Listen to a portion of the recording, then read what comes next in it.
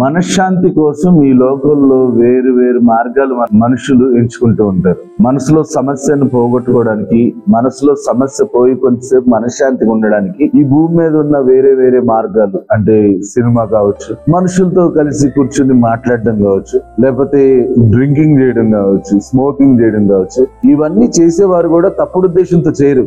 ఈ లోకంలో ఉన్న భయంకరమైన సమస్యల నుంచి విడుదల పొందడానికి, ఉపశమనం పొందడానికి వాటిని ఆశ్రయిస్తారు. అయితే వాటి ద్వారా వచ్చే ఉపశమనం చాలా టెంపరీగా ఉంటది. అది చూసినంతసేపు, వారితో మాట్లాడినంతసేపు, ఆ తాగిన కొన్ని గంటల వరకు ఆ ఉపశమనం అనేది ఉంటది ఖచ్చితంగా. కానీ ఆ ఉపశమనం వల్ల తర్వాత వారు ఎదుర్కొనే సమస్యలు దారుణంగా ఉంటాయి. అంటే మెడిసిన్ కి సైడ్ ఎఫెక్ట్స్ ఉంటే ఎలా ఉంటాయో ఈ ఉపశమనం కూడా అలానే ఉంటుంది. అయితే దేవుణ్ణి ఆశ్రయిస్తే, మన దేవుణ్ణి ఏ సమస్య గురించి అయినా ఆశ్రయిస్తే, ఆ సమస్య సగం సగం తీర్చే దేవుడు కాదు, సంపూర్ణమైన విమోచన దయచేసేవాడు. అసలు నీ జీవితంలో అలాంటి సమస్యలతో ముందు నువ్వు ఎదుర్కొన్నావన్న విషయం నువ్వు మర్చిపోయే విధంగా మార్చగలిగిన దేవుడు మన దేవుడు మనలో జీవిస్తున్నాడు. 130వ కీర్తనలో 7వ వచనం, ఇజ్రాయేలు యెహోవా మీద ఆశ పెట్టుకును, యెహోవా యొద్ద కృప దొరుకును, ఆయన యొద్ద సంపూర్ణ విమోచన దొరుకును. దేవుని దగ్గర కృప దొరుకుతుంది, సంపూర్ణ విమోచన దొరుకుతుంది. మనుషుల దగ్గర శిక్షా విధి దొరుకుతుంది. మనం గమనించినట్లయితే, నువ్వు ఇది చేస్తేనే నా స్నేహితుడివి, నువ్వు ఇలా ఉంటేనే నా కుమారుడివి, నా కుమార్తెవి, నువ్వు నన్ను పోషిస్తేనే నా భర్తవి, నా పిల్లోడివి. ప్రతి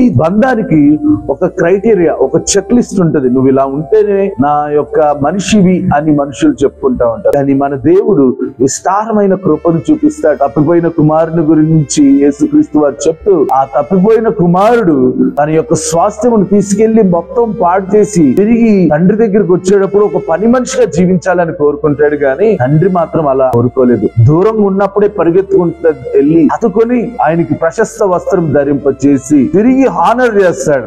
నువ్వు తప్పిపోయినా సరే, నువ్వు ఎలాంటి పరిస్థితిలో ఉన్నా సరే, నా తండ్రి ఇంటికి వెళ్ళాలన్న ఆశ నీలో ఉంటే, దేవుని సన్నిధిలో నేను తిరిగి ఎదగాలన్న ఆశ నీలో ఉంటే, నీ ఆశను తృప్తిపరిచి నీ సమస్యలన్నిటి నుంచి, నీ పరిస్థితులన్నిటి నుంచి సంపూర్ణమైన విమోచన కలుగు చేయుటకు ఆయన సమర్థుడై ఉన్నాడు. ఈ సమస్యల నుంచి ఆయన మీకు సంపూర్ణ విమోచన కలుగు చేయును గాక. God bless you.